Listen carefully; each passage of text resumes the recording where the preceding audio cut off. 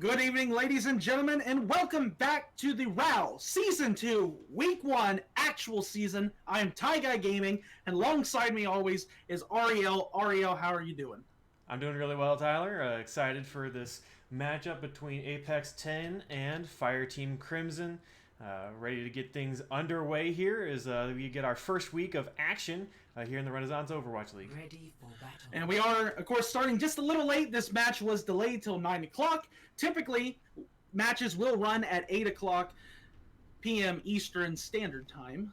Approximately. But approximately. It all depends on what happens in the night. So, Fireteam Crimson on the attack first, and we'll take a look as Apex10 will be on the defense. Now, REL, we haven't seen both these teams because both these teams did not play in the preseason, so that makes things even more interesting. But we have seen Threadkiller before. Threadkiller has done a good job in the league, so should be pretty interesting on a new team, wouldn't you say so? Absolutely. Always get to see, how chemistry, will build up here. But both of these teams should be a treat as we get to see them for the first time in the Renaissance Overwatch League. So, Apex10 looking to hold this, and Crimson already moving around. Looks like they're taking quite a bit of time here. Apparently I see something pause, a little bit of issues here. We'll see if we get the pause. NA lobbies, REL, I suppose. I don't know what's going on here. Pause, and then not a pause, and then it keeps going. And I guess we're not going to pause? Yeah, definitely a confusing answer for the pause, but meanwhile, this dive just kind of, trying to chill here. Not a whole lot that Fireteam Crimson can do here. They're just, outnumbered 65 there for a long time, as it looks like Daedalus finally is able to get a pick in. It looks like that was kind of what they were waiting on. But meanwhile, that's a minute gone already, so that's kind of big. For Fireteam Crimson, losing quite a bit of attack. See, I wondered about that because they asked for the pause, but then it didn't happen. I wonder if that plays into difficulties. We'll wait and see. We'll probably play out here, and then we'll see if any confusion happened. But here they go, REL, pushing on to the right-hand side of the map, and really giving the defenders a run for their money, chasing away. And there's a big slam by Alex trying to get a few kills, and it looks like they should be able to win this fight. Yeah, the dive there is... you don't want to be sitting on the ground, that's for sure. That's kind of where they started off, and the Brawl was just able to kind of roll right into them, and Alex coming up with a clutch shatter to finish things off. And so now going into this next fight, Fireteam Crimson will be able to execute a Sombra EMP if they so desire. Unfortunately, they won't be able to combo it with that grab, as Daedalus really hasn't been playing for as long. Valkyrie, though, coming in from Shadowbane, just kind of whirring around up there, not sure what's going on there. Just kind of chilling. 425, plenty of time to push here. Don't need to get too greedy. You want to take the space up the alley. 10 Carton getting the early dynamite kill there on Falco, and this is going to end Crimson's push already. Hey, really quick, great job of engaging there by Apex10. Sorry, getting my team's confused here. The difficulty is a lot of teams. I believe there's at least about 10, 11 teams in the league, so it's kind of difficult to memorize everybody at the moment. Yeah, working off that rust, trying to get back to mid-season form as it is, but no rust though there from Apex10 on that last fight. The dive, very clean, and just able to force that Brawl back. But they will have that grab combo here, and hopefully they will be able to execute that. Primal is popped there by Apex10, and you saw Alex went in there. Luckily, he stays alive. I don't know how Alex got a little bit ahead of the game, but now, all of a sudden, Crimson looking like they're going to push here. Interesting. Oh, there comes the grab, self-destruct, and there's the Death Blossom.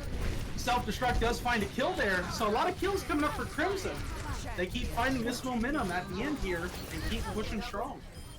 Yeah, the grab, they comboed that with the Death Blossom, saving them an EMP up for this next fight, which they can combo with a Shatter and potentially a Nano if they so decide to use it.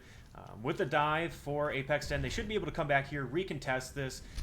If Tented Carton can get that Bob, that will be huge to help them contest, but a really good hold here from Fireteam Crimson, just taking a lot of space here, and just a barely in-time Threadkiller getting the touch. Oh, and there's an EMP Shatter, filthy. It looks like Nick and Nick there, and I can't remember who else pushed there. That's sad. I already forgot that. Threadkiller and Nick tried to push forward, do a little bit of pressure, but it didn't seem to work out. And now Crimson should be able to start pushing this. And you know, it's funny as REL, I didn't realize at first that they didn't cap it there right away. It took a minute there. There was a little bit of a stall effort. I think they forgot to cap. Yeah, Threadkiller was able to touch the payload actually, I think, but unfortunately was not long for this world. Though it was a good recontest in my book, as they were able to get the Shatter, and they were also able to get the EMP out as well. Bob does come out trying to find anything. Reptar getting the kill on Nick now. It's a 5v5 fight, and it looks like Alex is going to have to back up here a little bit. But the kills are coming in here for Crimson as they're kind of zoning Apex out. And there's a huge grab, and this could be detrimental for the rest of Apex. Yeah, Threadkiller got caught a little bit there trying to make something happen in the back line. Didn't opt for the Death Blossom. Now Time Zone will go ahead and get that Nano. Threadkiller will also pop the Death Blossom. There it is, saving it for the right moment. And that will pretty much put a halt here to Fireteam Crimson's push. They've got 2 minutes 55 seconds, so you know, a respectable time bank. They've got again that deadly ultimate combination with the Shatter and the EMP, and now that Apex10 rather is on that brawl composition, that combo is going to be so much more deadly. You know, because everybody's going to be grouped behind the Rhine and not, you know, have that protection when the EMP comes through. Threadkiller got caught there trying to be a little more sneaky. There's a big grab, but also the big slam of the EMP combo. The grab not able to really find anything at all. And now Fireteam Crimson is just pushing Apex back. 224, and now Red Rum getting up there, just putting the pressure on, and now it's a last-ditch effort here for Apex10. Can they hold this? Well, they're starting to trade some kills out. Time Zone managed to knock off Daedalus here. Red Rum, oh, a big Shatter to deny Red Rum's Death Blossom, and the respawns are just going to will out here. So a good job there. A bit of a hectic fight. Apex10, though, able to just kind of hold on. A lot of things, a lot of small things happened in that fight. Tented Carton with a great bob to contest, and then Time Zone came through, got a pick onto Daedalus with that Hammond, and you know, from there, the kills just started to come through, and Fireteam Crimson not quite able to cap. It is crazy. Apex having huge holds here. And now Tented Carton getting the kill on Falco. That's already going to make this difficult for Crimson to win this, and a gigantic anti there. And really, every time it seems like Crimson has the momentum, Apex just finds a way to clutchly hold this. Yeah, that fight ended, I would say, rather quickly, as Falco Drac died quite early in that fight. So without that Ana, you know, in the Ana Zen composition, you're not going to have a whole lot of healing, as Zen's Harmony Orb really isn't, you know, what I would call main healing capabilities there. But so it looks like they're going to go ahead and switch onto the Winston to contest this high ground. A smart move, as Tented Carton has just been able to constantly just nag people. And there's Reptar with the EMP. I was waiting for it, REL. And now the kills are coming in, but Threadkiller still able to find a kill on Malice. But the question is, will it be enough? I think Crimson may finally have this one. Time Zone just stalling out the card a little bit there. Was able to get Nano, kind of might be able to keep this point alive. We've seen crazy holds by Apex so far. Absolutely. And oh, Nick, what a pin onto Falco Drac. And that's actually going to be really big.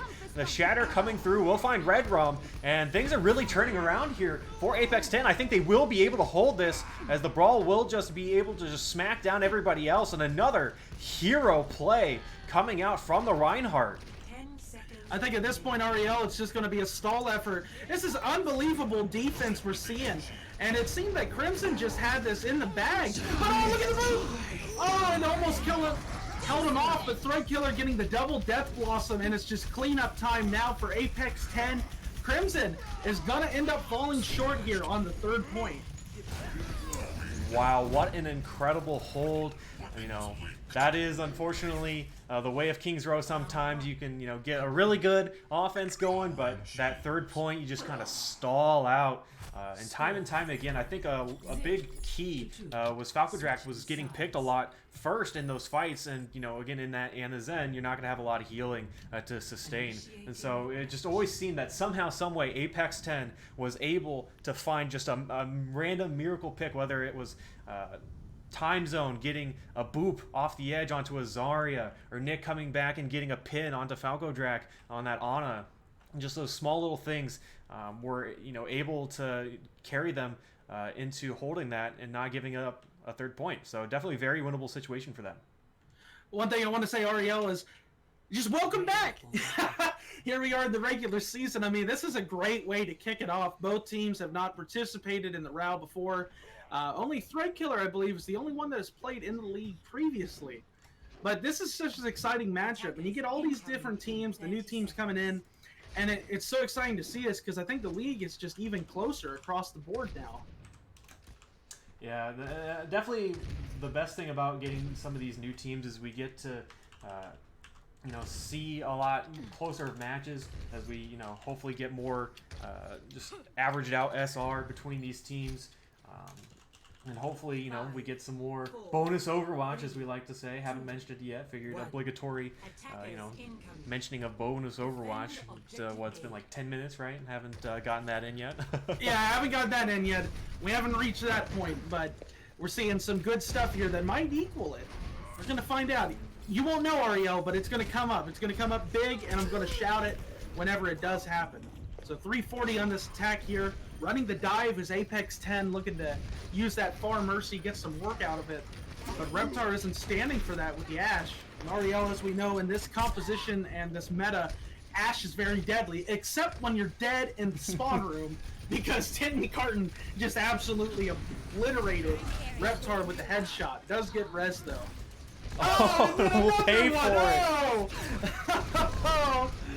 So Reptar will get revenge for the pocket mercy. But still, though, a lot of space given up here. This dive has been able to just kind of waltz our way in. The Brawl just trying to hold this corner. But unfortunately, the D-Mech from the D.Va is going to have to make that Nick be a little less aggressive there. And that's a big slam. Remember, Reinhardt, when nanoed, is very, very scary. I'll say that day in, day out. You'll think, well, he's not that scary looking from a broadcast, but I'll tell you, when you're in the game staring that thing down face to face, it is not fun at all. So Fireteam Crimson able to hold this once again, making Apex down to 2 minutes and 25 seconds. Tintin Carton getting another kill there, and another getting some early picks here, and then Threadkiller able to finish it off with a double kill on the barrage. And that's why Widow is so good on this point. So many long sight lines, and you know, the Fireteam Crimson was trying to play shelter, hide in that corner, but Tintin Carton found him, and then that opened things up for Threadkiller to finish it off. I'm really surprised, ROWL, that Apex didn't get that fight a lot earlier, because Tintin Carton was just going to the shooting range, popping off, clicking heads left and right. And it was so good, and now Nick getting that early kill on Reptar. So really, Apex10 right now pushing Fireteam back and doing a great job of keeping this alley. Yeah, it can be very hard to take space against a Brawl, especially in these tight corridors as dive. So they'll just kind of take what the defense has given them here, hold this corner, and you know, not get too greedy. So this will allow them to get a lot of payload progress. But they will have both tank ultimates coming up here, and so this should be able to buy them even more space coming up. And Malice using that early Valkyrie, and Shadow still has the Valkyrie here. Now Bob coming in, and look out, here comes Self-Destruct. That's a deadly combo. Not able to find anything. Tintin Carton does take down the Bob, however. So right now, Apex10 still in this fight. And it looks like they're being pushed back a little bit with that slam. Woo. Well, what a great Valkyrie, though, from Shadowbane, kind of helping out, but unfortunately it's not going to be enough. Red Rum will finish through with that Death Blossom. And so initially follow-up just wasn't quite enough, but Red Rum coming through, getting that Death Blossom. And so once again, Apex10 gonna have to you know, repack, come back in, figure out how they're gonna do this. And looks like they're gonna swap off the dive and onto that Brawl. So 257, gonna find anything. Here comes that barrage. That's gonna be so crucial. The grab is out. Won't be able to do that grab. The barrage is what I meant, but actually they do, and they do find the double. And just like that, Apex10 finds themselves pushing down the alley here. Ariel, I thought for sure that Fireteam Crimson had him there with the grab, but it looks like they weren't able to follow up nearly as much as they hoped for. Yeah, it was definitely unfortunate. Daedalus extended pretty far out and didn't really get a whole lot of support from the team, unfortunately.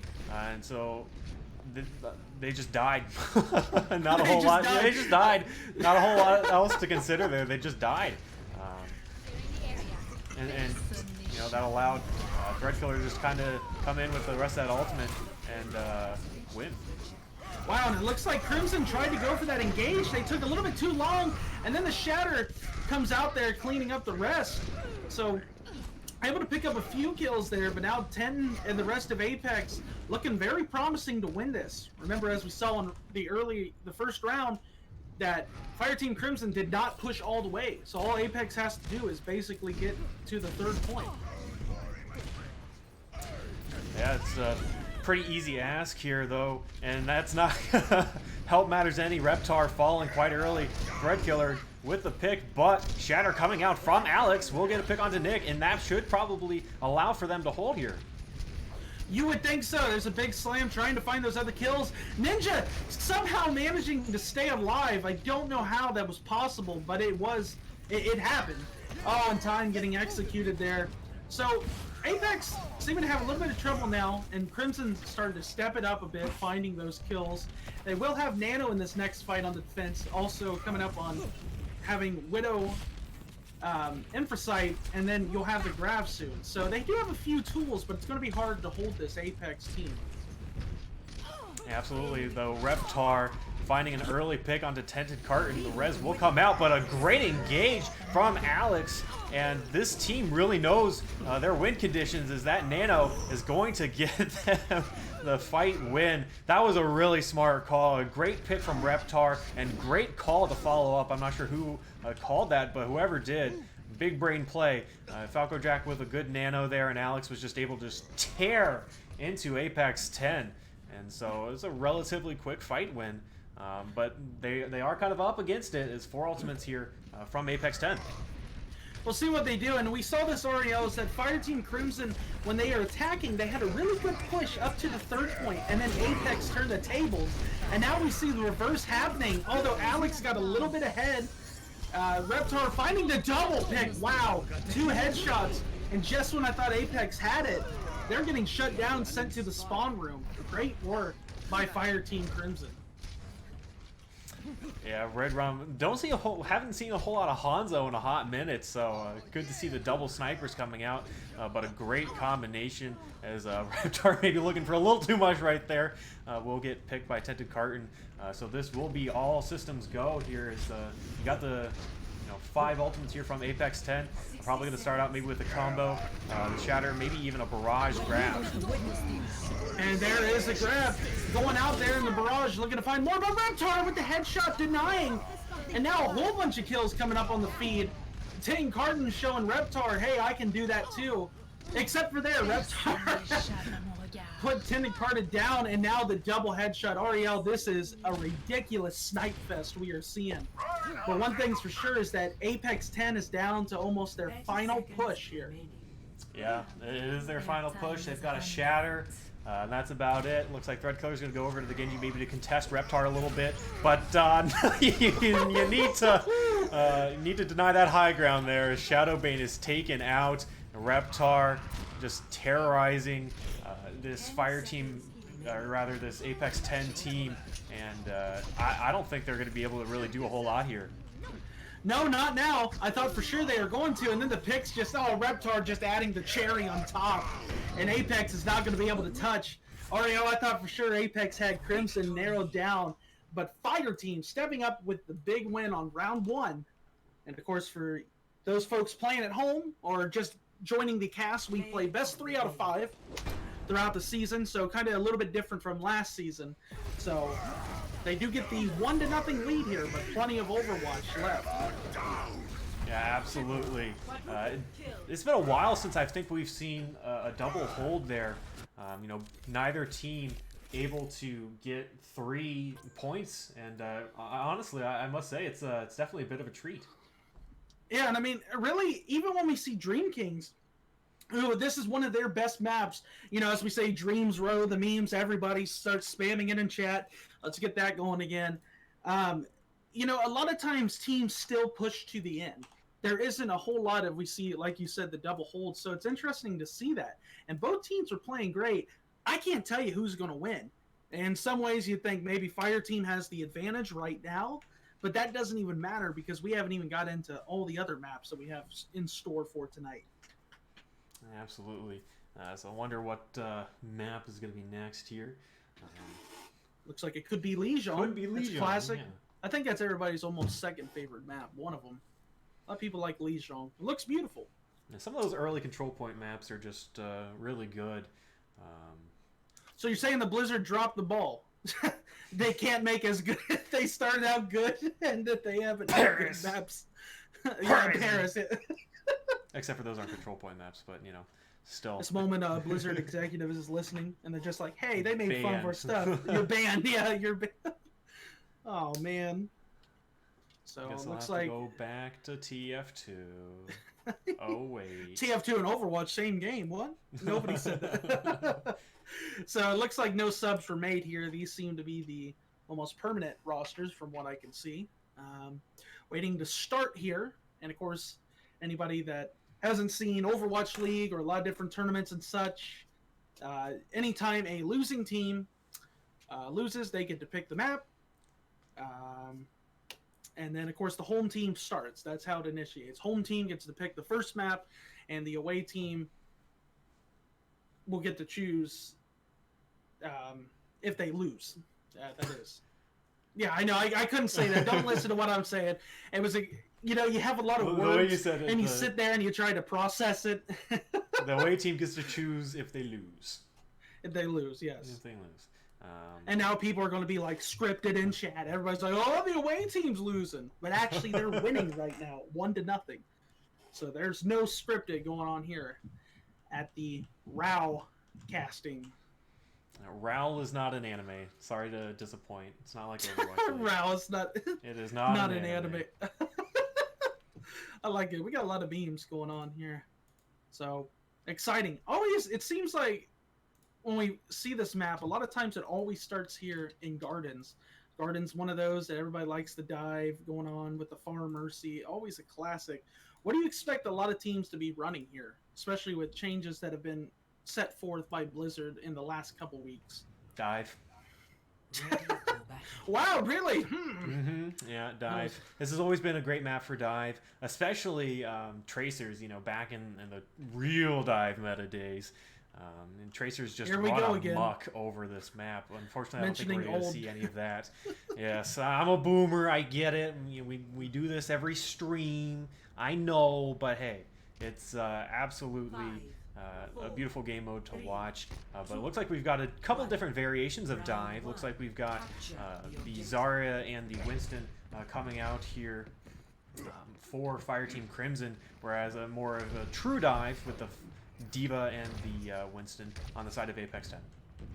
So Apex10 getting on this point first, looking to push Fireteam Crimson off. It's always hard to attack the point when you're holding it, when the other team's holding it. And it's kind of just a frenzy on the point right now. Nobody wants to get a pick. They're looking for it. Dive in there, didn't find anything. Reptar kind of cruising on the bridge here. Does find a kill, but now Apex10 getting a couple other kills. And that might be enough to win this first fight. Yeah, though it's still ongoing forever and ever. Both teams not really wanting to stick their heads too far out, as you know, you don't have that shield, so you kind of have to play positioning. And unfortunately, that non-aggression is going to eventually cost Apex10, as it looks like Fireteam Crimson will be able to come through and finish things off here and actually get the first flip. That's pretty good. Hidden Ninja having to book it off the side of the map. So yeah, that really is a lot of thing with Dive. It all comes to the patient, but the problem is with a lot of different metas, if you take too long, you won't be able to push that space. You're giving up too much space and you allow the team, you give them too many options. That's exactly what happened there. And unfortunately, Apex had the point, but they gave up that space and then Crimson took advantage of it. Yeah, and the thing with Dive is, especially if you're not running that Zarya, you really got to go quickly. Zarya's going to have a little bit more sustain with those consistent bubbles and with the damage that she can output, assuming that, you know, they land good bubbles. The Bob coming in huge by Reptar, picking up the 2 kills. And really, what happened there, ROWL, is that Apex10 kind of got split. It's almost like Fireteam Crimson parted the Red Sea, found a team kill, and they really split them.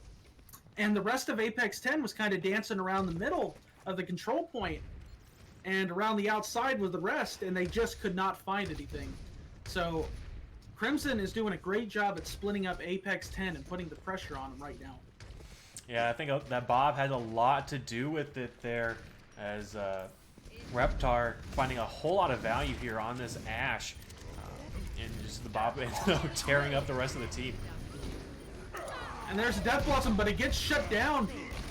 And so that may be the opening that Apex10 needs here. Looking to find a few more.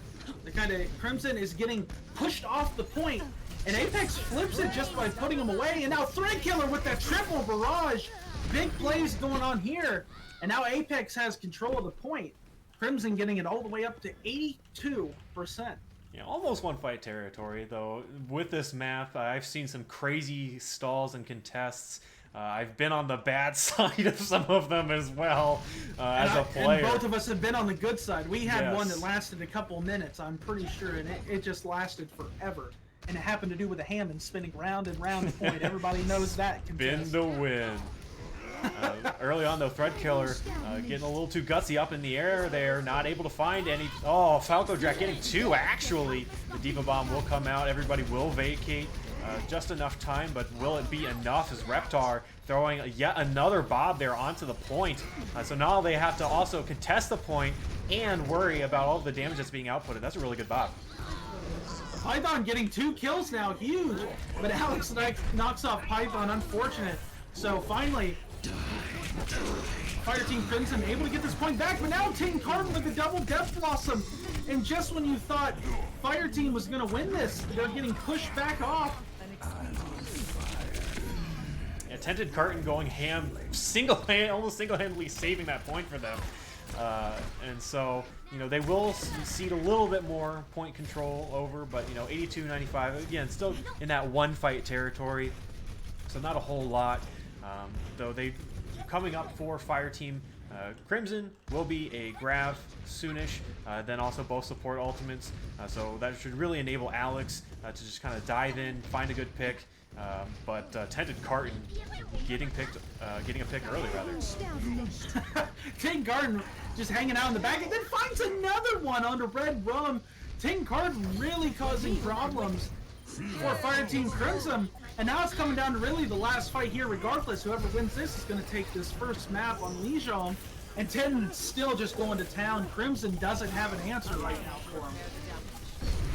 Yeah, Tented Carton just kind of, you know, rolling all over the place. That's kind of one good thing about the Reaper, you know, into a dive, is that you're just able to eat so much with the Winston, you know, being such a meaty target. Tented Carton yet again. Malice Knight trying to res there, and they say no. And unfortunately, Fireteam Crimson, I think they stayed a little bit too long there in that last fight. They got Tented Carton rather got a pick early. I can't remember who that was on, but once that pick happens, I think there's no reason you need to go and engage. Unfortunately, they did another loss, and then by that point it was 85%. Instead of just backing out completely, they committed, and then, you know, didn't really give themselves a full chance to win that fight. And the results were not good. They were not good at all. So now Apex10 putting a little bit of pressure on Fireteam Crimson, and just like that, the momentum kind of has shifted over to Apex here. Now we expect to see the Ryan Zarya right, one of the most favorited Ryan Zarya maps in history of Overwatch. With the Junkrat as well. Control Center Legion Tower.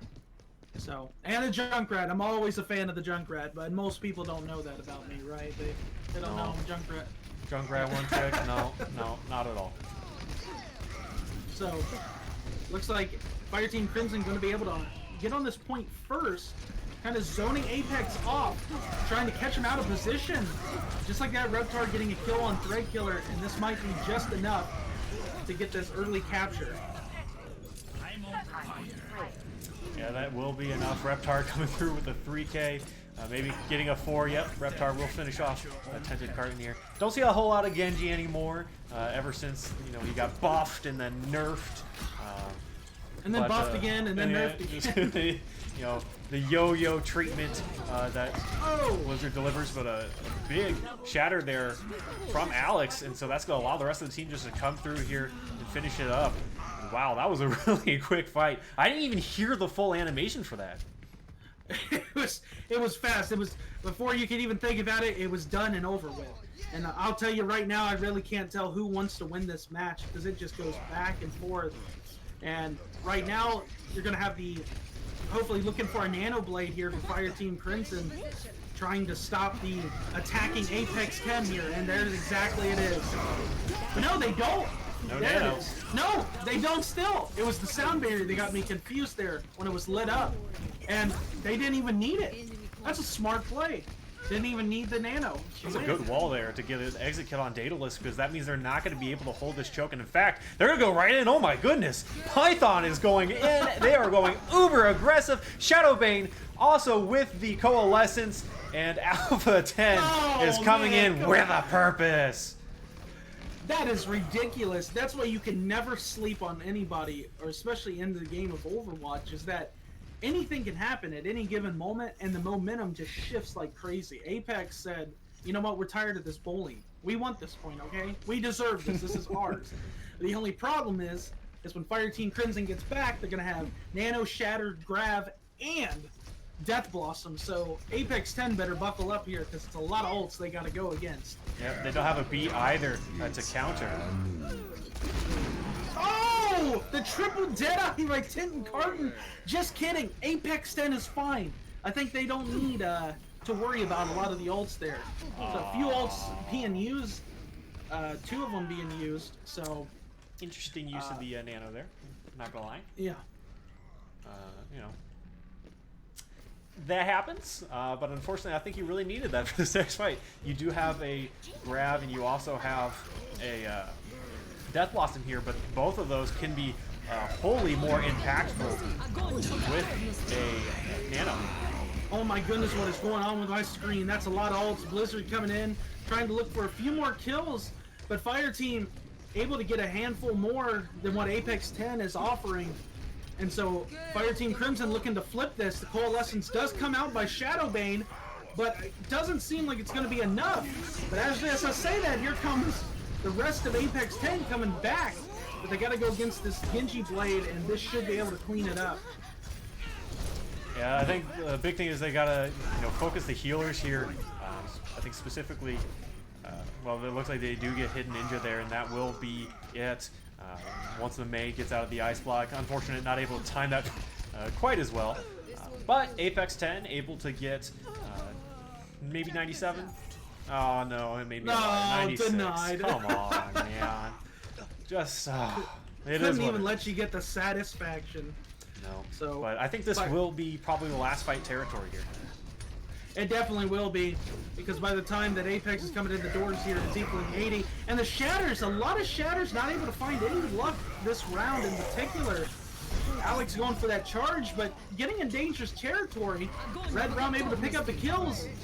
And now, Fireteam Crimson able to hold Apex here.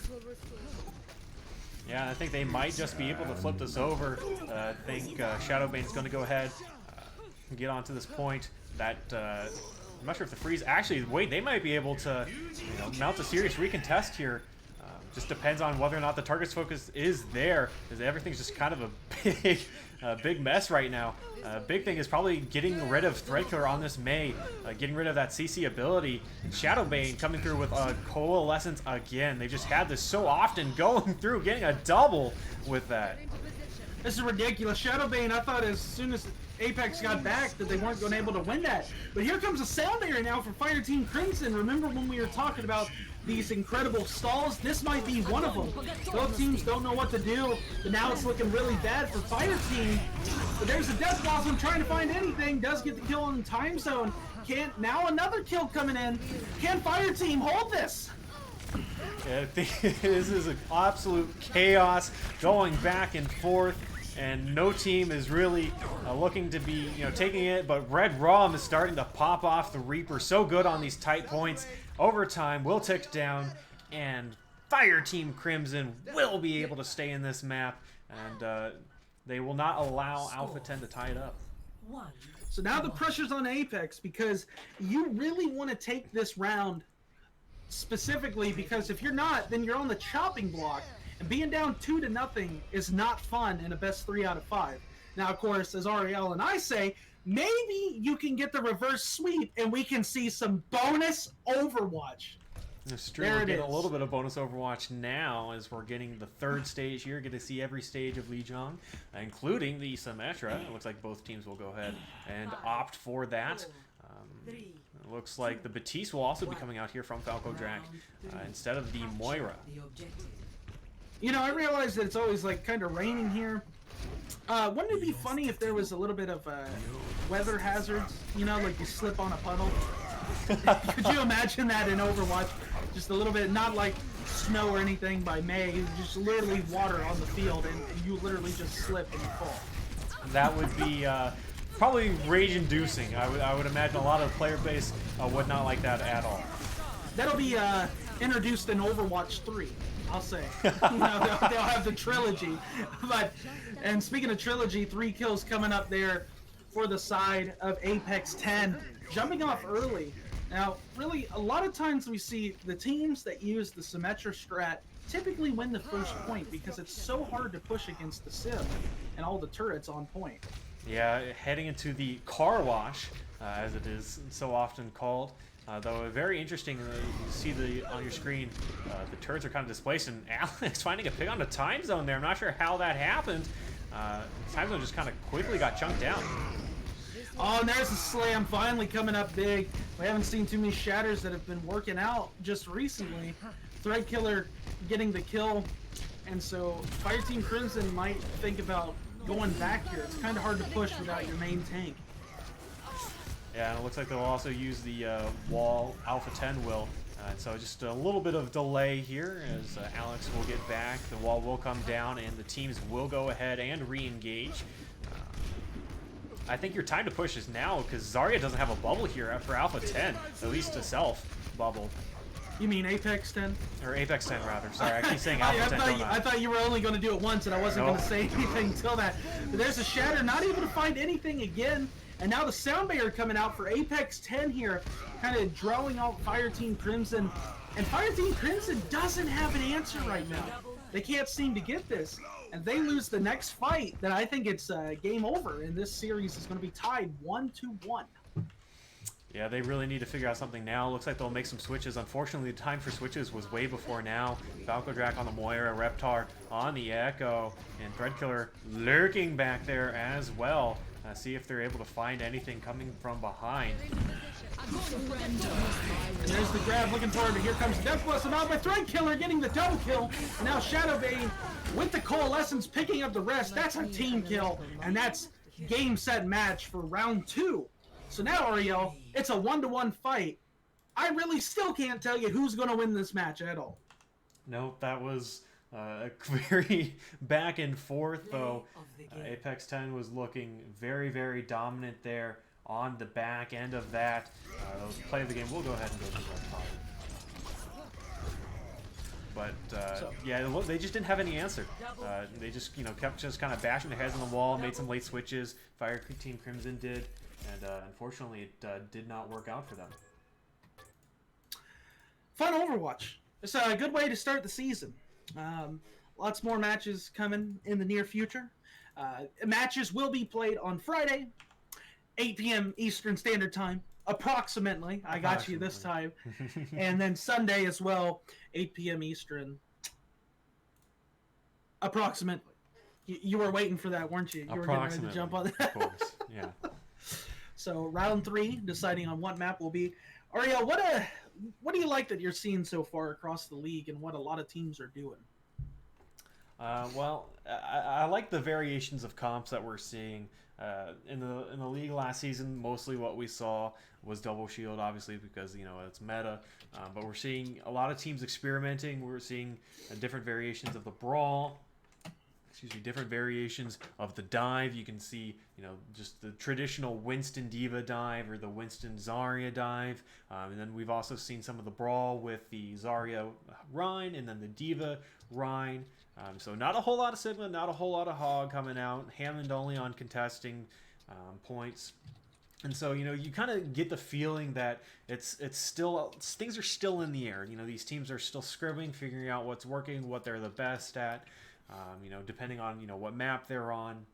And ultimately, I think we're going to see a lot more meta development as the season comes on. But early on, we're seeing some of those staple picks, you know, like the dive, like the brawl compositions that are coming out, you know, from both of these sides. Good stuff indeed. Good stuff indeed. So we haven't decided on the third map, it doesn't look like. I believe we're going to escort, as the kids would say, otherwise known as payload. Payload, not everybody's favorite map type. And remember, you know what happens, REL, a lot of times on payload maps? C9s? C9s, exactly. We haven't seen one yet, but we really do need to invest in a C9 counter because it happens way too often. It happens all the time. You've got that right. You know, it's so sad. It's so very tragic to see when it happens. But unfortunately, you know, not even the pros are sometimes susceptible to that. But you know, it is what it's it is. Like hopefully a curse. It is. It's like turning into a werewolf, right? You know, the classic. Like it's literally a curse. Like it's just somebody's bound to do it. Whether it's a team, whether it's 2 or 3 people, everybody's bound to do it at some point. And I think everybody has done it, but nobody's willing to admit they've done it, right? That's the thing. Nobody wants to admit that they're a werewolf, but it happens.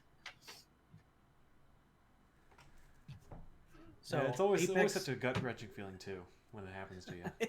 Yeah. Apex10, Fireteam Crimson looking pretty good. I think they're going to send a lot of scares coming up in the league to anybody they got to face because they're definitely not going down easy from what I can see. Both these teams really want to win this. You know, starting out 1-0 is always the best way to go, right? Nobody wants to start out 0-1 to start the season. At least I wouldn't. I guess some people would because then they're like, well, then it doesn't show our best. But, you know, but then you lost. Then they have that on your head. So we're going to Havana. Nah. Yeah, classic the song. I can't help it. I do that every single time. Every single time. It's so fun playing on Havana. Not really. Payloads for me. Payloads are okay, but they like control points is where it's at, right? Because the DPS, they get the tighter zones, they can catch people. It's just harder sometimes. The sniping, you know, it's hard to deal with on payloads. Yeah, especially, you know, the first point and the last point, Widow can be just an absolute menace. And we've gotten to see some really good Widow play from both of these sides. So hopefully we'll get to see more, I think, from Reptar and Tented Cart and get to see some more duels, Widow v. Widows. Just see some general clicking of heads, which is always a sight to see. But of course, you know, if you're the tank line, it's always just so bad because, you know, you're standing there, you're trying to engage, and next thing you know, boom, half your team's dead, and you're just like, well, okay, guys, what can we do about that? Half your team's dead. I like that. You turn around, half your team's dead, and then you just want to disconnect and go to bed and just give up. Just cry yourself to sleep like a boss. A little bit of swallow a little bit of it. like a boss. Stop! It keeps going on. I was getting ready to say something there of like more happy thoughts, and then it just got negative. Ladies and gentlemen, this is what Oreo does after he gets done playing Overwatch. He just sits in the corner and cries and stares at the wall. It's like, what could have been done? What am I? I don't even know who I am anymore. Why do I exist? But what I was gonna say is that the music in Havana is kind of festive. I like it. It's very nice. Very groovy. Unfortunately for our audience, they don't get to hear the music. I have denied them of that privilege, and I am very sorry. I keep forgetting. That's very sad. One of these days. Lest all, you know, 32 of you come heckle me personally, in which case maybe we'll work things out sooner. But you can get him, not me. I've done nothing. Tyler All I've said is is not bonus complicit Overwatch. in this.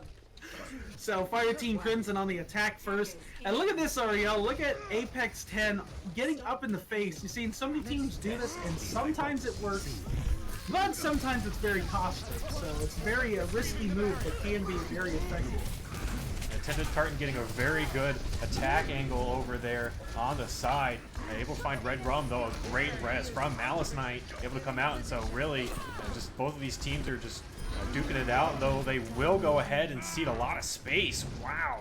Python over JS will go down, but and Reptar getting the first victory royale in that duel.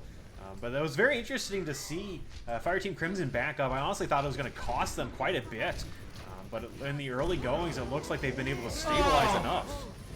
Reptar, stop! Ariel, I will say, this is almost like watching Carpe and Fleta go at it. This is one of the most entertaining sniper duels we've seen in a while. We usually don't get to see great Widow matchups. Usually it's one-sided, or you don't see too many teams running the Widow. But it has been really, really good tonight from both sides. But right now, Reptar. That's it. Yes. Reptar, that was lazy pronunciation. Reptar. Pronunciation. Yeah, the Ohio pronunciation. So Reptar, looking a little better right now, but Tin Cart. Oh, and as I say that, on time, Reptar gets the kill. So Apex10 still holding. I think that's one of the best things about this Widow duel is they just both seem to trade out so often. Threadkiller will go ahead and personally deliver some rockets to Reptar, getting rid of that hit scan threat. And so Tended Carton hopefully will able to have a lot more space up here. So Red Rum getting the kill there on Python, maybe a little bit of momentum here for Fireteam Crimson, but not after that slam getting shut down. Now Tended Carton says, hey, look, I can take shots too. Finds Reptar. And so now Fireteam Crimson looking like they might want to take this. Yeah, Fireteam Crimson holding on so far. Apex10 will go over, switch over to the Rhine, which I do agree with here. I think it will allow you to kind of take a lot more space. The Winston, sometimes you weren't quite able to take as much space when you had advantages. So coming in, you'll be able to get this, and if you get a shatter, well, I was going to say if you get shatter fast enough, maybe you can combo, but it doesn't matter as Time Zone gets 3. The triple kill by Time Zone, huge. And now, it looks like Apex, if you would be fooled. If it wasn't for the time, you would think, wow, they just wiped Apex easily there. But that was a big self-destruct, and that's the momentum they needed going on to the second point inside with 3 minutes and 35 seconds. And Reptar trying to escape here will be able to do so. So I would imagine Threadkiller here is probably going to try to use their ultimate rather quickly, then maybe switch off. As far can be quite hard, as not a whole lot of air room, not a whole lot of headroom here. You need one of those Toyota cars with lots of headroom and legroom. Unfortunately, this is not it. Dang, they're not sponsored by Toyota, man. Why can't we be like the Overwatch League? I want to be sponsored by stuff. We should work on that then. We should. We should work on some sponsors. I like the way you said that. And I like what I'm seeing here from Apex10, being aggressive, trying to force Fireteam Crimson back. Alex does find a kill on Python, but there's a barrage in the back getting a double kill. And it might be just enough. Alex using that shatter, and kills are coming in from both sides. And actually, just when you thought that Fireteam Crimson was going to take this, Apex10 actually going to be able to hold for the moment. Yeah, just the trades here are incredible, though I would imagine Fireteam Crimson will have to back off here as the healers do come back.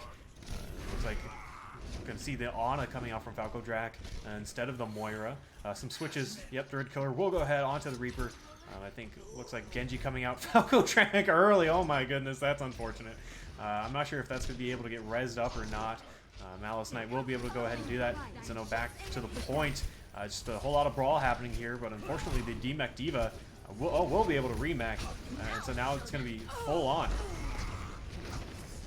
So Apex looking to push here, looking to find anything. And you know what I realized, Ariel? Have I been flipping things around this whole time and you never said anything? Perhaps. Is Apex on the attack right now? Yes, It Apex looks like is on they're the on the attack. attack. Yeah, Yes. you never caught me. I've said they've been on the defense this whole time. Oh, well, my apologies. You know, I think I did, or maybe I didn't. I don't know. I'm losing my mind. All I know is that 125 is left. Apex has got to figure this out here because they don't have too many options. They do have the Valkyrie and a self-destruct, and you know, with self-destruct, that won them last time. So we'll see what they can do here. And they will also, well, I mean, they're going to have 4 ultimates here.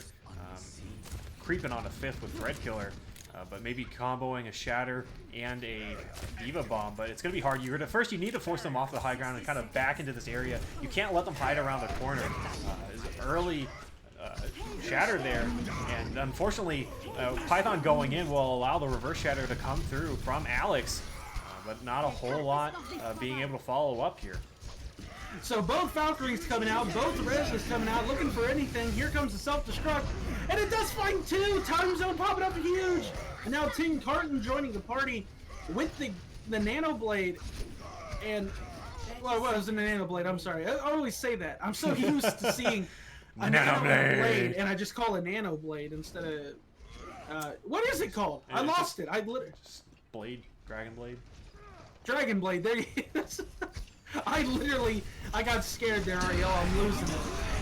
There's the dragon's coming on there, but Red Rum huge, and now all of a sudden, Fireteam Crimson might be able to hold this.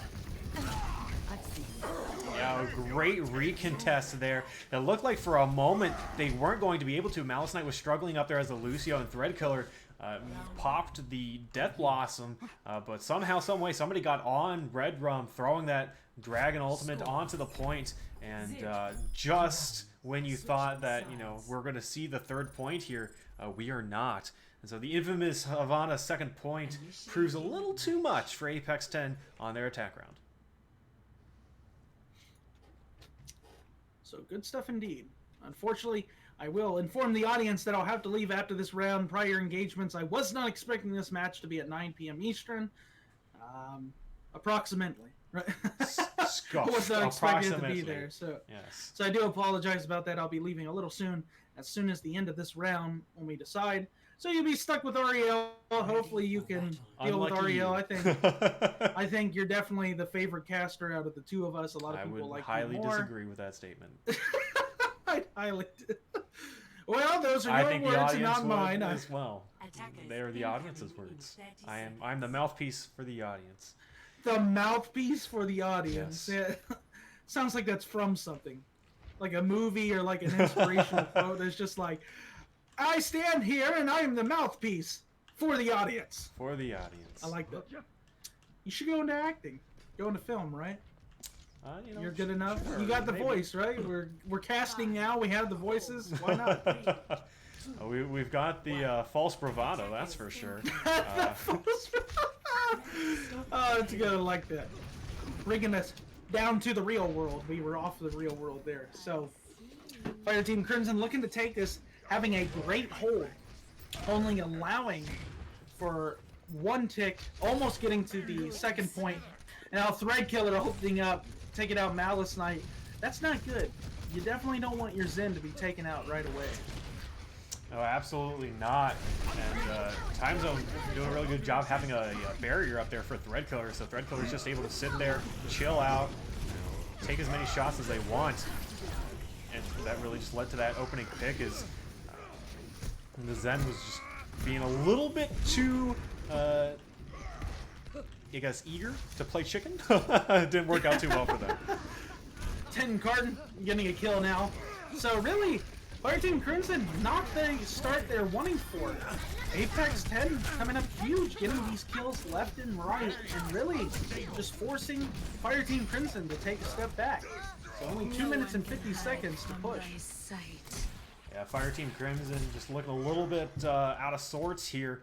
So they'll need to, looks like they're probably just going to go ahead and wait this out. But for now, they need to just figure out how to... Oh, that's dirty! Threadkiller under the car. Red Rum getting shot in the foot from across map. It cannot feel good at all. Red Rum, I think I've seen that somewhere. That word sounds so familiar in so many ways. I'm not for sure why, but Yeah. Sounds like a very but it shiny just sounds word to me. familiar. Very 2 minutes 10 seconds. Reptar stepping up, and that might be the opening that Fireteam Crimson needs. The Dragon Strike coming out looking for anything. Can't find it, and Apex10 is kind of getting zoned back. But Fireteam Crimson, there's another kill. They're going to need a little bit more to take this first point. Yeah, they also will have to run into both of these ultimates here from tank ultimates from Apex10. The Shatter landing, finding Alex, but unfortunately not a whole lot else. And you know, at this point, I think it might be just a little bit too late here, as Fireteam Crimson finally able to start wrapping some things up. No, I just say Alex still finding kills in the back, hasn't been killed yet. Finally goes down here, which you start to wonder, can that be a mistake? Because now the rest of Apex10 should be able to push, but yeah, it's going to be hard with Threadkiller being down to start out this fight. Personne n'échappe à mon regard. Yeah, no main tank here, though the respawn will be able to come through. Very bold play here from Daedalus here on the D.Va. Trying to, will throw the bomb out, trying to make something happen. Will find the Hanzo. Meanwhile, you know, both sides throwing some ultimates here, nothing happening. The fight really on the payload is kind of unfolding as Reptar able to find 3. That's a clean shooting right there, ROWL. And that's what Fireteam Crimson needed. That was just clean. Nobody paid attention to Reptar. Yeah, giving the Widows all the space in the world is it's not a great idea. I'm not gonna lie, it's a terrible idea. But unfortunately, sometimes, you know, when you're so focused on contesting, you just really can't be bothered to contest those DPS. Maybe that's why people don't play the payload. Maybe they're not multitaskers, you know? They're just worried about the role. Maybe that's why nobody touches the payload half the time. I just now had that thought. Now Reptar taking out Tenant Carden with that headshot, nasty. Even Tank Carden now typing in chat, nice shot. And this is the move. This is what Fireteam Crimson needed, but they're gonna get shut down. Apex10 being able to hold this, doing a great job. Yeah, now the point, or rather the question becomes, can they contest? It looks like Tented Carton will be here, will be getting booped around by the Winston, will be able to touch, so overtime will be a thing. Well, not overtime rather, but you know, a further contest, and Python trying to make something happen with a big shatter, but no follow-up, and so really it's just a matter of trickling, and they won't be able to contest anymore, and Fireteam Crimson is very happy right now as they've got a 2-1 lead. I am sorry for the audience. I really do apologize about the mix-up and kind of the team switched the colors, and I should have known, but you know, when you don't know the teams quite as well and you're getting used to them, it literally is really hard to follow that. But a beautiful triple self-destruct there and getting that early win, and it was just a good play. I mean, D.Va's kind of strong in this meta. A lot of people say the dive is definitely real strong, so it's good to see a lot of D.Va. I do like the dive.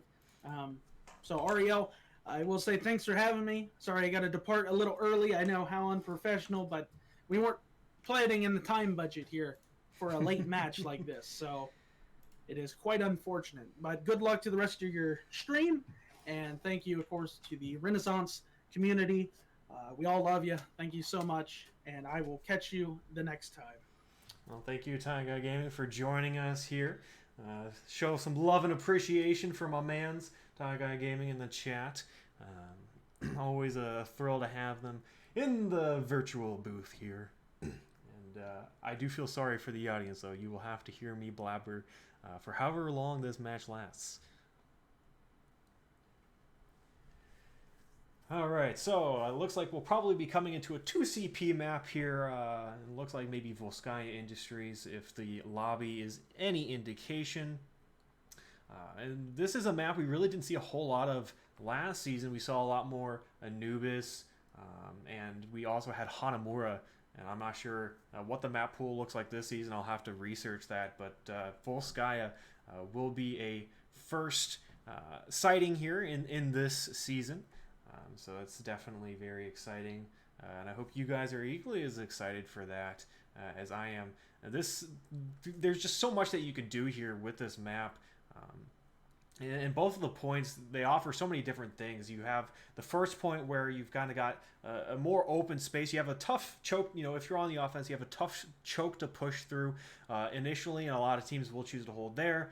Or, you push through that choke, and then you kind of, if you're navigating to the point, you've got, multiple pathing options. You can kind of go top right, top left, and there's plenty of spaces for high ground defenders to sit. That mini health pack room that kind of sits in front of the point if you're the attacking squad, and then you've got some left side high ground and some right side high ground. And so for defenses, like I said, you could hold at the choke. You could also hold on those high grounds. We've seen some bastion compositions surrounded around that where a symmetric bastion will just kind of teleport back and forth. It can be very nightmarish to deal with if your target focus isn't exactly the strongest. But coming into this next map, hopefully we'll get to see some unique and new compositions. And really, these are the maps that I feel really test these teams as to what they're the best at. When you have so many options of what to run, it really goes to show you what a team is really made of and what they really do like to run. And so, we've seen some dive from both of these teams. We've also seen some brawl compositions from both of these squads.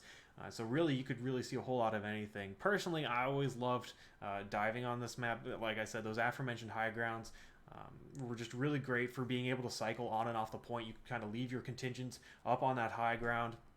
And then, as the tanks, you could just kind of fall down, not have to use any of your abilities. As a Winston and the D.Va, you still have like your jump pack, your boosters.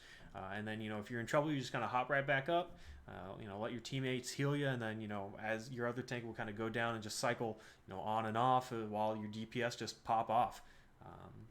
And so that was kind of one of my favorites. But also with the brawl, pathing has to be very, very precise, I feel, with that brawl. Like I said, you can kind of go straight into them, and you can, just kind of take the fight to them. You can kind of path up to the right high ground, and engage the fight that way, if you so desired. And so it looks like it will go ahead and it will be Volsky after all. So lucky us as we get to see some Volsky here. Hope you guys like snow. As winter's coming up here in the United States, get a little preview of what we're gonna see. I'm not a huge snow guy. It's pretty to look at, not great to drive in. It's just a bit nasty, and then it sits there for forever and kind of gets all brown and grody and stuff, and it's not fun. But fresh snow, I'll take that all day, any day of the week. And so it looks like we've got some subs, and it looks like Recent Duck here coming in. I think Hidden Ninja is coming in as well. So it'll be very interesting to see how these people will come in and how they will, put a factor into, their team's play. Hopefully it will give them a slight boost for the better. And so that will remain to be seen. 3, 2, 1. Attackers incoming. Defend objective. So as I mentioned, the dive, it looks like they will go ahead and they will sit up on this high ground. We're seeing the Sombra. This can also be a very big pick. As you can see, you've got some health packs here in that mini health pack room. And then also to the left, you can also go and harass Iana there if you're Recent Duck.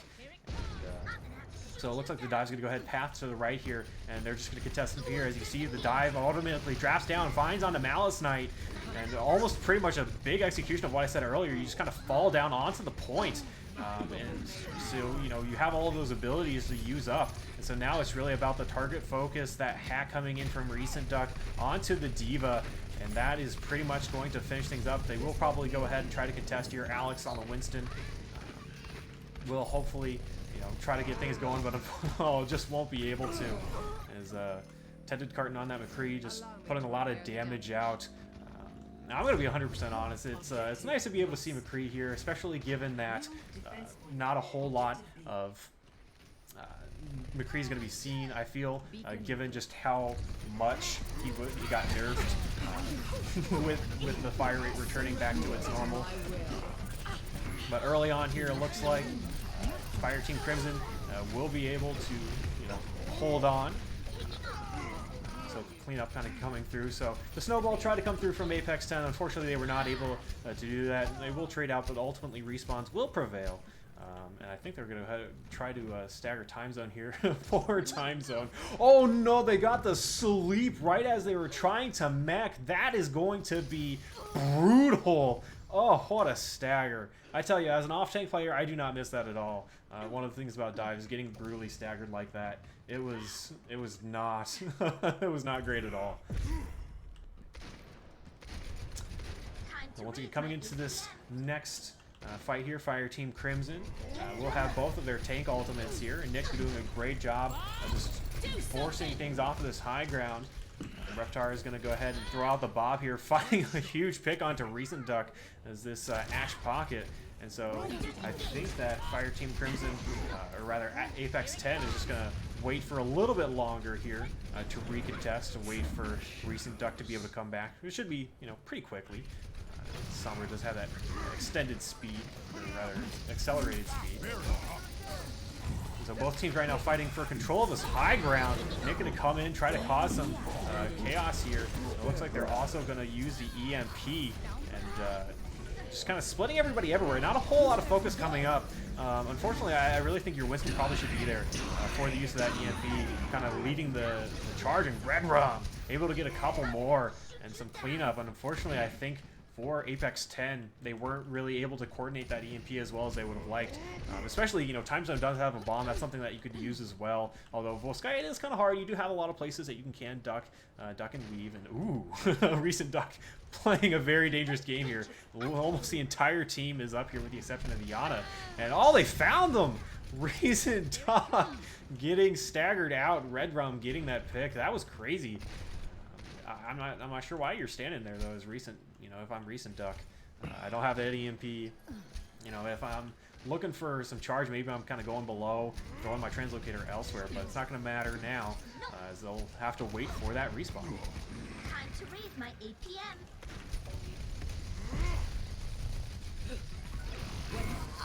It looks like the nano boost came out. I'm not sure who that came onto. I'm not sure if it got canceled or not. Hidden Ninja will go ahead, use the beat, and so now it's really going to be all about that ultimate. Maybe a bomb might come out here soon from Time Zone.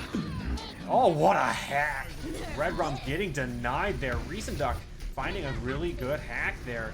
And so now they're just going to start taking some progress on this point. But again, this dive requires so much target focus, and your Sombra's really got to lead that with those hacks. Bomb will also come out from Daedalus. Will be able to find Nick, and that actually might be their re-entry in. Not a tick yet given, as Bob has also been thrown out.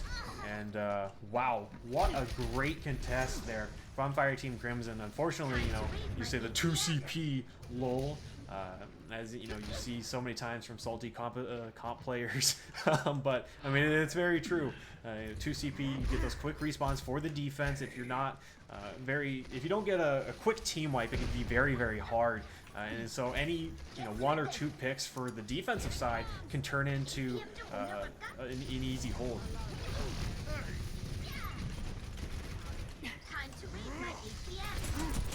So once again, both these teams are diving each other. It looks like they're really both just diving the tank lines now. Not a whole lot of trying to pressure out of the supports. Though, as I say, that Hidden Ninja will fall to Reptar. So, like again, both these teams are really all over the place. Not a whole lot of pressure being applied to these supports, but it looks like Fireteam Crimson is going to be down a few players here, as Apex10 I think will get a tick and potentially more. The Nano coming out onto Alex there. They're going to dive in, see if they can get anything more. Find this Lucio here. Will not be able to, but the whole point is maybe just to stall long enough, get a really good res there from Malice Knight. And the Bob, I'm not sure where the Bob's off the point there. And the bomb coming back in, so really it's just a whole lot of stole. And EMP will hit Daedalus. 60 seconds Reptar sitting on the high ground will be able to find another pick as well. And Red Rum, wow, the stall on this has been incredible. I think really if they can get maybe one more pick, they might be able to seal it, and that will probably do it. Alex able to get that ultimate, and that is huge. And that's really what it's about, the stalls, you know, finding those 1 or 2 picks, and what a long fight. And that's really going to bring them actually into last fight territory here, Apex10, and they burned everything in that. But to be fair, so did Fireteam Crimson. So really, your path to win here, I feel, is getting onto this Ana. Though it looks like the Mei will be coming out here. Recent Duck maybe trying to get some a little bit of extra charge, see if they can get something. But I think really, if you're Apex10, get to Falco Drac, get them off of the high ground, and that's going to deny so much healing for Alex and Daedalus, and they won't be able to survive for very long. This Mei has actually worked out pretty well for them so far, as it's really forcing the tank line of Apex10 to be very cautious here, because that CC is so strong. And overtime is starting to tick down, and it looks like the kills are coming through for Fireteam Crimson here. And so while it won't necessarily be just a full first point hold, or second point hold rather, they will not give it all up. So kind of a bend, not break defense. 53.6% is the capture progress to beat. And so definitely very attainable here for Fireteam Crimson. And if the previous rounds have been any indication, they are very capable of doing that. And it's been very interesting here. It's been really great to see a lot of these staunch defenses. I feel like that's something we didn't see a whole lot of, and maybe that just had something to do with the compositions. Double shield, it allowed people to well, first it allowed fights to go a lot longer, and it kind of, I think it made people a little bit more ready. How do I want to say this? It untrained them in some ways, in the ways that goats trained us to use our cooldowns a little bit more effectively. I feel like positioning wise we kind of got a little bit lazier with double shield as a player base, and so now not only do you have to be cognizant of your positioning, but there's so many things that you have to do just to secure a pick. Both of these dives, it's not, you don't have the Orisa pull, the Sigma accretion anymore. You can't use those. There's a whole lot less CC available to you because these meta tanks that were meta are have been nerfed into the ground, and so you have to find a whole new way of playing the game. And so speaking of a whole new way, we're getting to see some Hog Zarya here. It looks like Recent Duck will go ahead and stay on that Sombra as well. So definitely going to be very hard for this dive. And so really, it's a lot of this is going to be forcing the cooldown out of the Hog. And I think maybe even if you're Reptar, I'd focus on hacking them. And oh, Alex, oh, we hardly knew ye. Just getting just obliterated. Couldn't even make it to the high ground. Unfortunately, that's kind of the way that it be for Winston's against this composition, especially if you get time zone charged up. It's just not going to be a whole lot of fun. So we'll see how long they stay on this. It looks like Daedalus will go ahead and switch up. Will Alex do the same? No, I think maybe they'll probably just use the Zarya bubble just to enable the Winston a little bit more. And just, maybe contest some of these high ground, get the Mercy, the Ashe off of the that high ground there, and maybe even contest the Ana if so desired. And that's exactly what he'll do. He'll go ahead and test this high ground. Nick will go ahead and get hacked, but can they follow this up in the way of a kill? Getting pretty low there, but not quite. And just as I say that, though, Hidden Ninja will get found there. Both of these teams just trading some kills. Great res there from Shadowbane, and that's going to help keep Apex10 in this a little bit longer. And so I think really you might want to reset here. Alex trying to get out, will get the bubble, but I think it's really going to be all for naught, as yes, Nick will go ahead and find that kill. And oh, another hook. Daedalus might be in a little bit of trouble here, but some good support here from his team, able to get them back up and healthy, so they will be able to come back into this fight. So next fight, it looks like we're going to have all 6 ultimates here from Apex10. It looks like we're also going to see the Hog come out from Alex. So it looks like they're going to fight fire with fire here. But unfortunately, they're going to have a really good dry push here, I would say. You're definitely way down in the ultimates because you switched late. Nick's going to go ahead and use this and also combo that with Recent Duck, and that should do just about enough to hold here. And you've got 1:39 left. And unfortunately, if you're Fireteam Crimson, you're kind of getting close to last fight territory here. It looks like, oh my goodness, this has been very crazy. A lot of fighting has been kind of going out on the front here. Unfortunately, I haven't been able to catch a whole lot of it. It looks like Alex will go ahead and switch to the right. Oh, what a hug from Nick. The bubble, though. So Daedalus will get some charge. And Recent Duck in that backline just absolutely terrorizing Fireteam Crimson. Malice Knight getting chunked down there, though they will be able to come back. And so if Fireteam Crimson able to come back, you will not have that Sombra anymore, but you will be running into a Bob, into a Grav. And so that's going to be a very, very tough ask.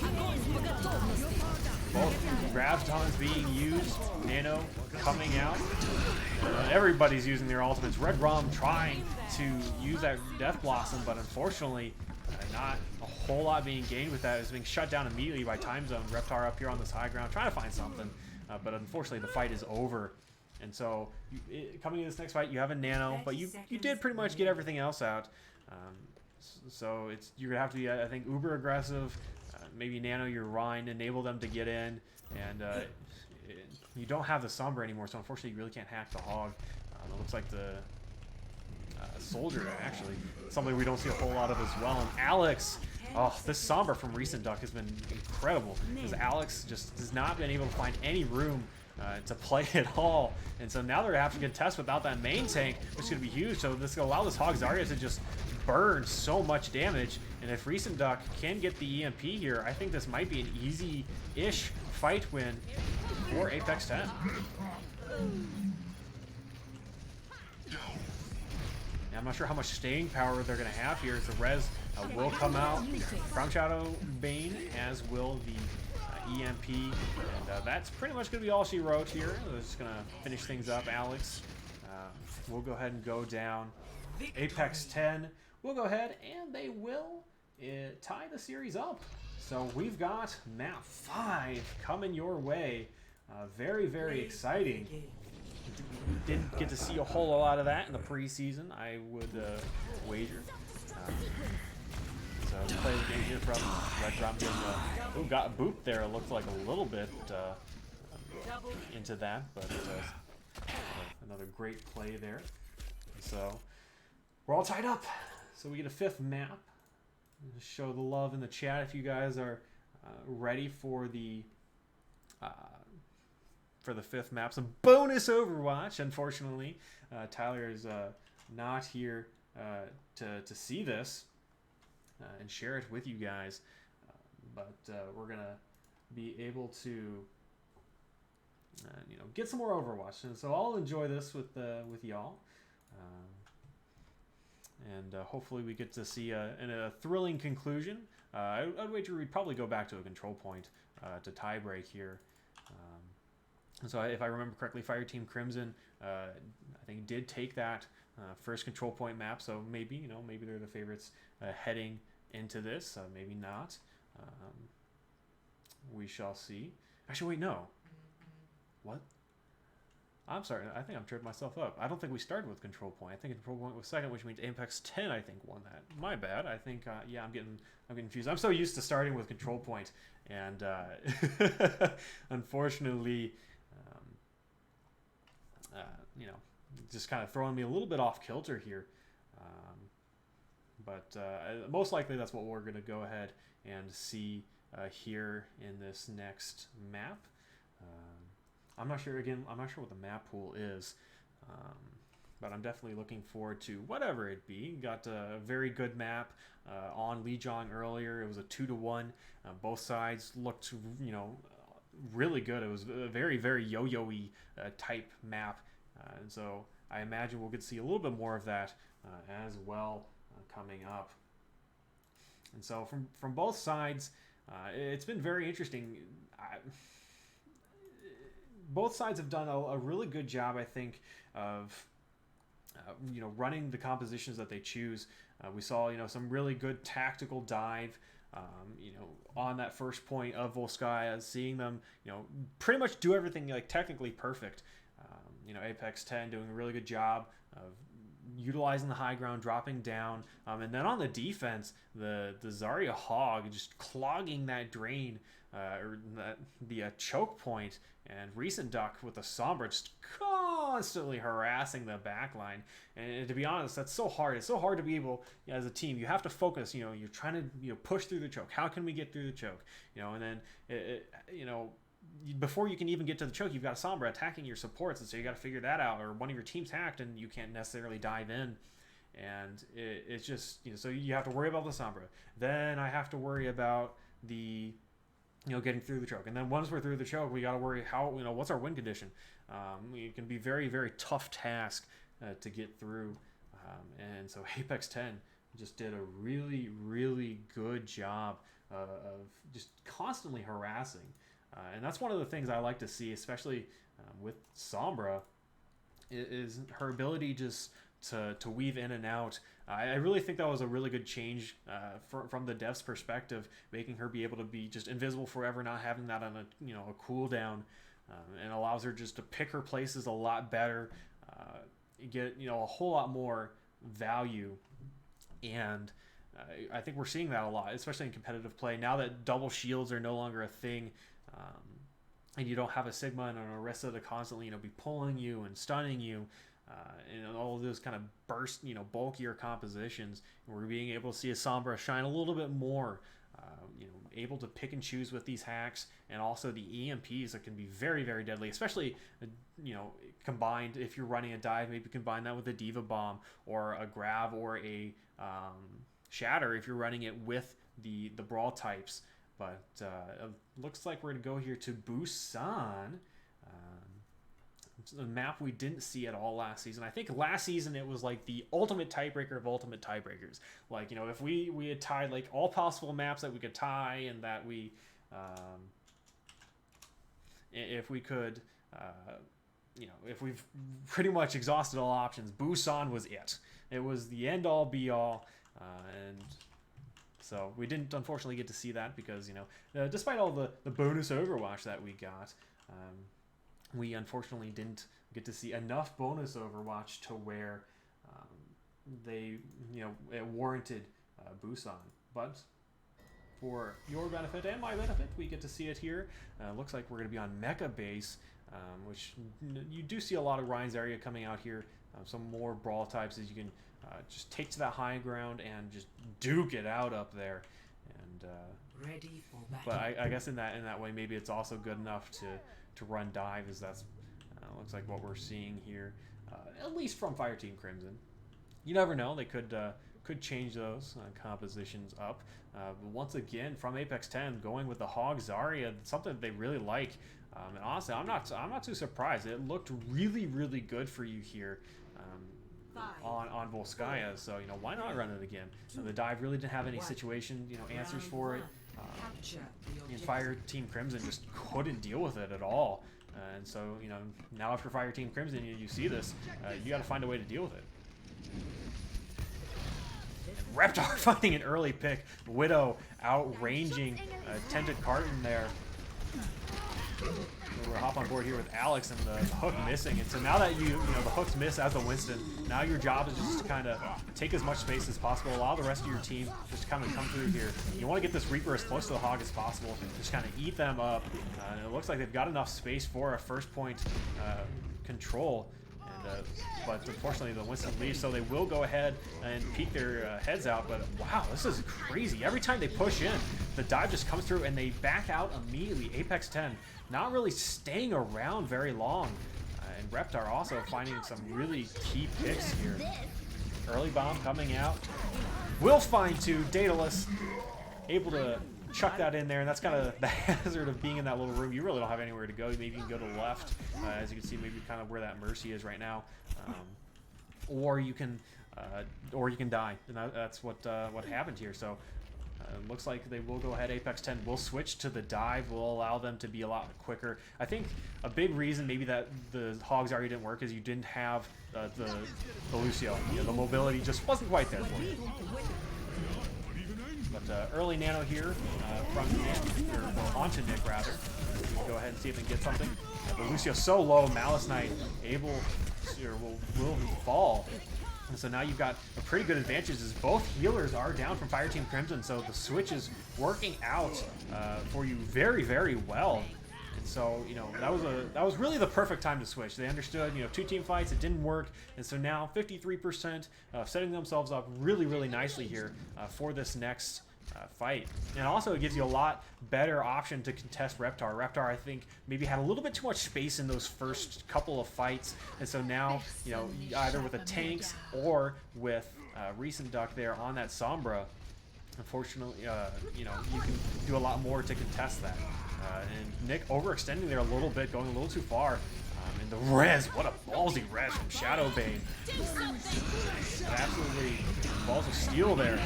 But ultimates coming out back and forth. Tended Carton staying here on this high line. This could be very, or high ground rather, this could be very big. Although they will go ahead and kind of give that up for free. As Reptar will go ahead and find Tended Carton as well. And so it looks like I think Fireteam Crimson will eventually flip this over. And so 44%, so not bad.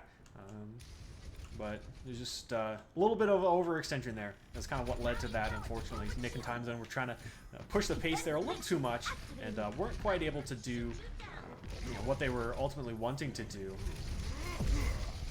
So it looks like, again, Nick's going to go ahead, try to contest this high ground, and just kind of force these tanks and make them feel very uncomfortable here.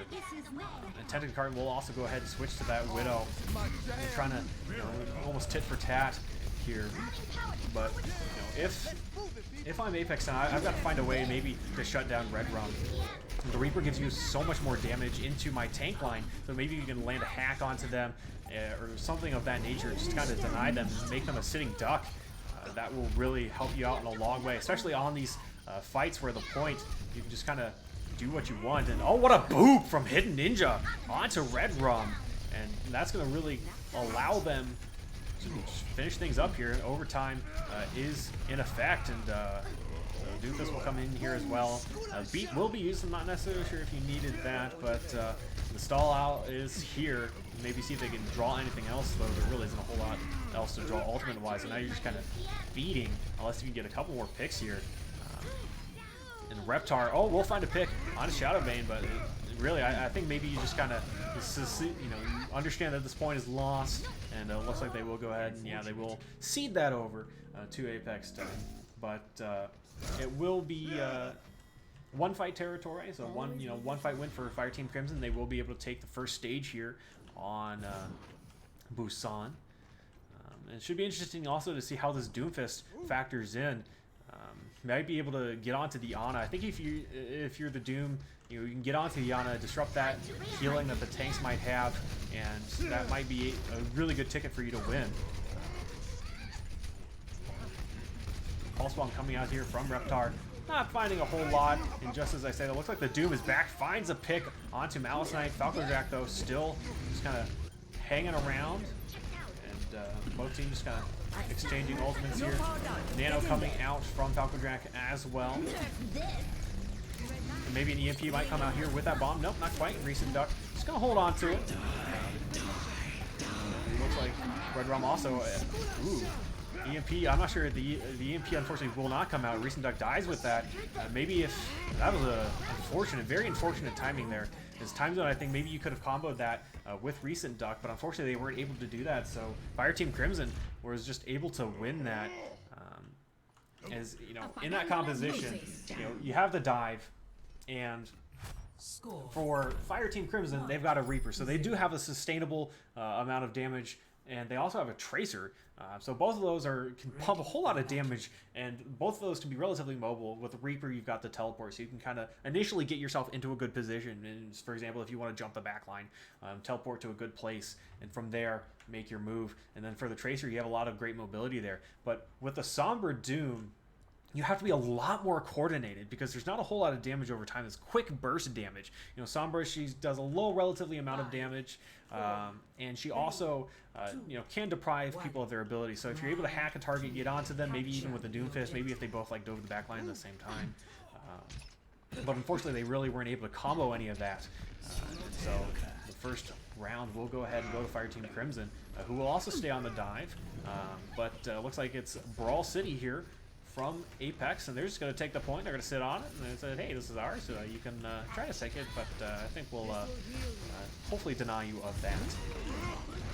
So great job here early on. Alex once again just testing and tinted Carton onto Falco Drac, and that's really going to hurt your cause here with the dive. Is you don't have a whole lot of sustain, so Nick can just kind of run through your team, even though Reptar getting a couple of kills. It's mostly just going to be for a quick late, I would imagine, as you don't have a whole lot to show for it here. You just got a Lucio and a Genji, and I'm not sure you're gonna be able to do a whole lot with the Sigma. And poor Malice Knight just consistently getting hacked out by Recent Duck. Oh, man, what a nightmare! Oh, you know, Lucio, you just want to be a speedy boy, but Recent Duck says no speedy boy for you. Reptar's gonna have a blade really early on. Whatever they're gonna choose to use it. And the Nano will go ahead and will come out onto the Tracer. Very unfortunate that they weren't able to go ahead and get synced up there. And once again, a quick fight that Apex10 is gonna win. And bomb coming out from Daedalus. I wonder if maybe they're gonna switch off the back of that. We'll see how that goes. It looks like Reptar switching to the Soldier, and it looks like they're gonna stay dive. Tended Curtain onto the McCree as well, has been on for that for a fight or so as well. Maybe help contest that Tracer a little bit. But coming up with this next fight, you have an EMP, and oh, Malice Knight, not long for this world as well. Recent Duck has been terrorizing the back line. It's just crazy. Crazy amount of utility from that Sombra. So once again, Fireteam Crimson's gonna have to wait, and the more they wait, the less likely they're going to be able to really take this. Gravitic Flux coming out here from Time Zone, and that's going to combo with the EMP, and that is going to finish things up. So, great dry push though, if you're Fireteam Crimson, but unfortunately you've put yourself kind of in a position where now you're worried maybe about touching the point, let alone winning the fight, as it's 88 and counting. And you also have to worry about a Deadeye. Tented Curtain can just kind of pick maybe a high ground spot here. Just hold it as need be. And Nick will go ahead and will fall. And so now it's just all-out brawl. The main tank is going to be a bit more favored on this. Shatter coming out from Alex. And oh, what a boot from Malice Knight, getting 2! And they will be able to flip it. Fireteam Crimson is not wanting to go to another stage. They're wanting to win this one right here, right now. But they do have quite the task ahead of them.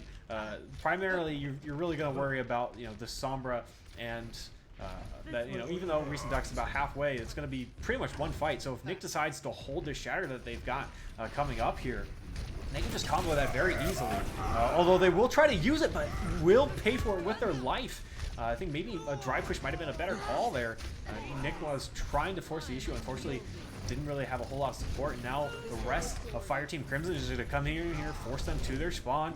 Daedalus has a grab coming up in this fight. Also a Nano. I'm not sure maybe if they'll combine that with a Pulse Bomb that Reptar might have coming up soon. Oh, great spam from Malice Knight there. That's also another really great way to combat a Sombra, is just spam. Nobody really, like, in a team environment, nobody really cares about accuracy. Your accuracy percentage, your stats, just spam, just keep spamming. Reptar will get found out here, the beat committed, and so they're really going to go ahead and go for this. Tented Carton kind of really good angle there. The grab being thrown out by Daedalus, but unfortunately it's going to be too little too late. Really great pathing there from the Brawl, and also an equally great pick onto Reptar. The pathing just really kind of denied Fireteam Crimson's ability to ultimately where they want to. Daedalus had that grab. You also had the Nano from Falco Dragon. You notice, the pathing they didn't kind of come into that choke, and Fireteam Crimson didn't react quickly enough. So as they kind of went around you have to react to that repositioning from Fireteam Crimson, or rather from Apex10, and so you're not able to use the ultimates how you want to, and so now Apex10 was really just fighting on their terms there, and it really showed as they were able to get the win. And so it looks like we've got even more Overwatch here on the way. We've got the third stage. We're going the distance. We're going for speed. For any of the, the 90s kids out there, recognize that song. And it looks like, again, we're going to see some brawl here from Apex10 and the dive with that Reaper and the Widow. Reptar can probably find some really good angles here. You just have so many options. You just determine where they're going to be sitting at, and from there you can just pick and choose your spots. And it looks like you're going to take on the Mercy here. Oh, just barely. Not quite able to find anything yet. But luckily the team is still doing some work here. Dallas would be able to get an early pick, but unfortunately not a whole lot of ability to contest. Is the brawl is just going to be a little bit too much here to start off with. You definitely want to see about getting your Reaper here, maybe up and around this drum. And Nick gonna charge in. Time zone's pretty low. If you kind of collapse onto that back line, you might be able to find something. They will be able to find Shadow Bane, but unfortunately they pay for it. And it's a fairly good trade out, but they really have to. Well, not anymore, as Dallas will fall. And once again, this dive just not finding a whole lot of anything. Getting some kills here late, but unfortunately you're just kind of delaying the inevitable. As Tended Carton is getting very close to a Bob, finishing off people. Dallas remeching there, and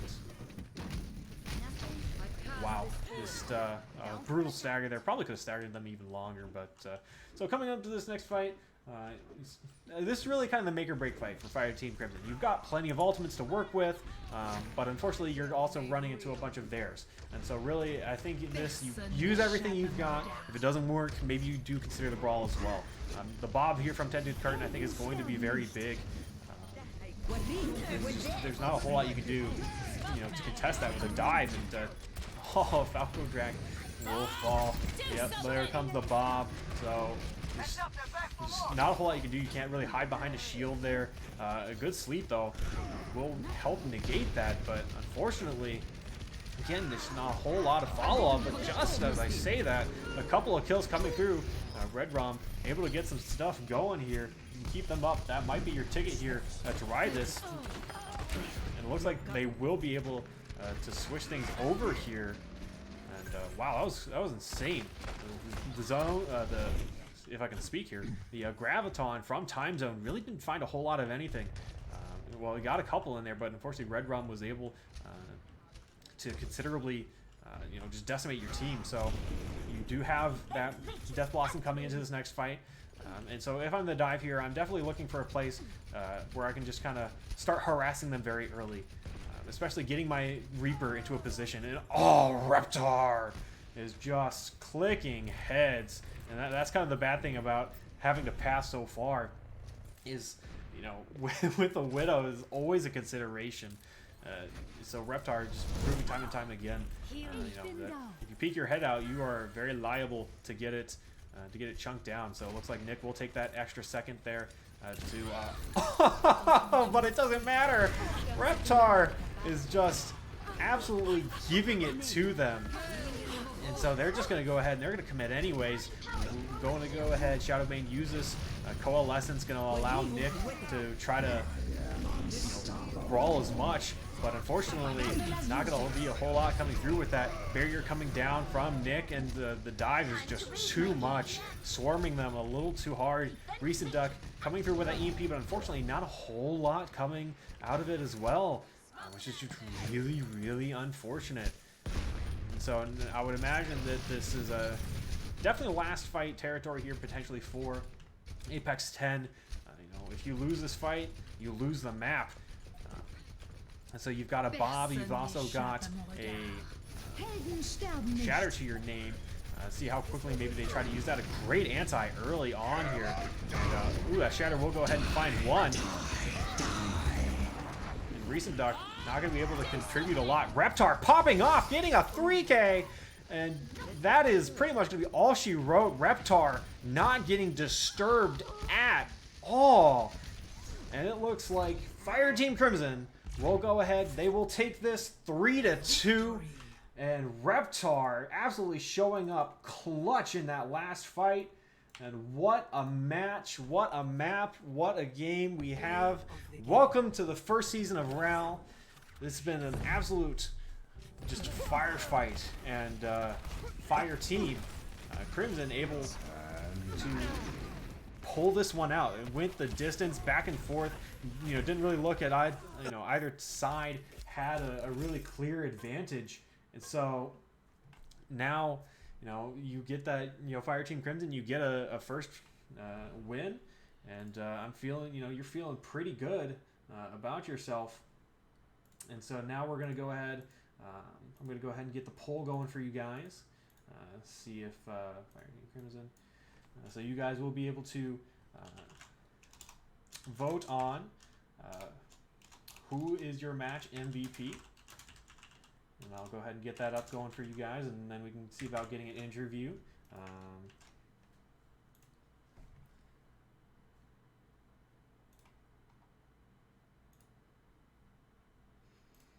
Let's go ahead and get that up going for you guys, so you can vote, and get the interview, see what they're feeling, and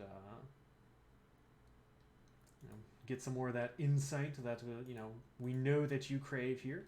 So there it is now. You should be able to go ahead, vote, and so, you know, give you maybe about, you know, a minute or two, and after that I'll go ahead and I will be back, and I will be hopefully back with your match MVP. So go ahead and vote, and we'll see you in a few minutes.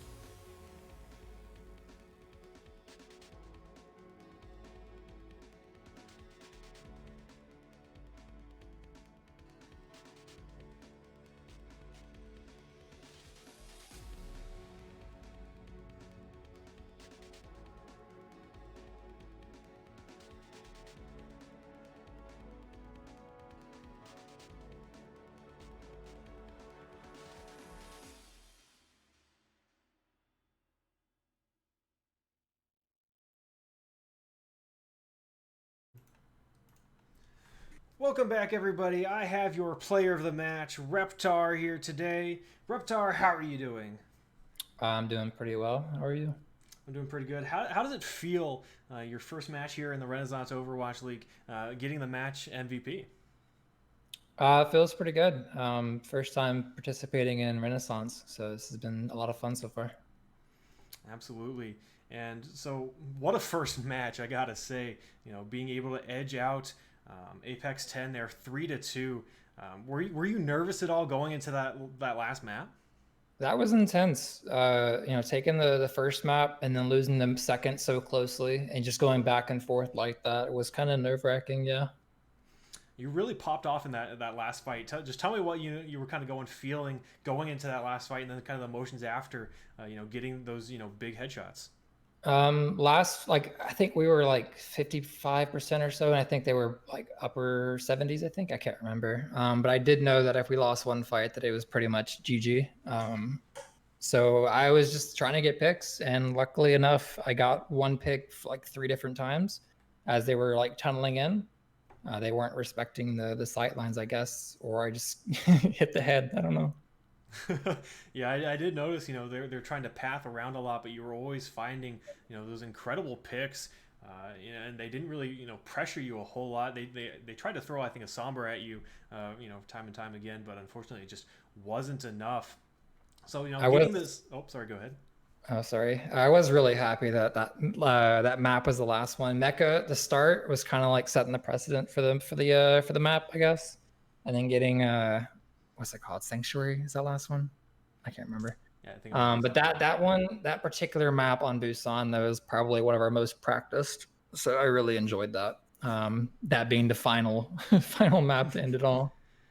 I always, kind of love, feeling like you've got an advantage really going, into that last map.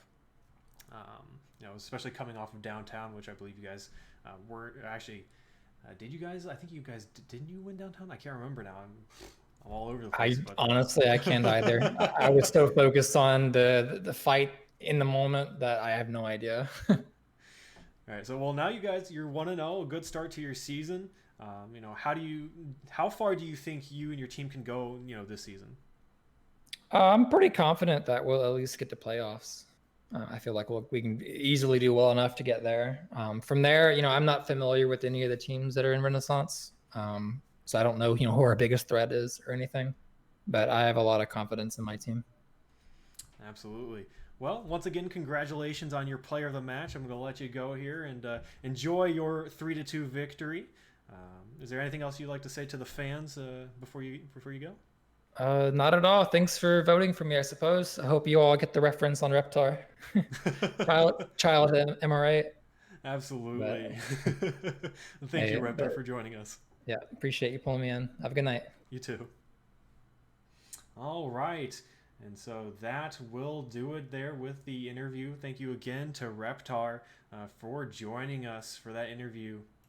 And what a great match that was. It's, first game of the season that we're being able to cast, and it went the distance. And it was, both teams, it felt like, they might be able to pull it out. And really, I really couldn't ask for a whole lot more going into that last match. It really turned out to be such a great match. And I hope you guys enjoyed it as well. And we'll be back with some more, I believe, on Sunday. I don't believe I probably won't be casting that. I think we'll have some other people doing that, but they will do just an amazing of his job, and we'll hopefully be able to get an exciting match like we got here. Always like to see the 3-2. So as always, I want to thank you guys for coming out, for watching, for enjoying with us. I hope you guys enjoyed the stream and enjoyed the match, and we've got a lot more for you in store this season. And I'm definitely really excited that again, this was our first match. We got to see such a great, highly contested early season bout, and it's just going to get better as these teams progress, scrim more, become more familiar with each other. Just things are just going to get a lot better, and hopefully we're going to get some great competition in the season going into the playoffs as well. and we'll get even more excitement. And I really do say that you know, we've, since making the change, last season regular season was 1st to 2. Now that it's 1st to 3, I think it's been a very big improvement. You know, getting some more quality content. So as always, you know, for Tie Guy Gaming and for the rest of the crew here, I'm ROWL. I hope you guys have a wonderful night. We hope to see you guys on Sunday for more Renaissance Overwatch League action.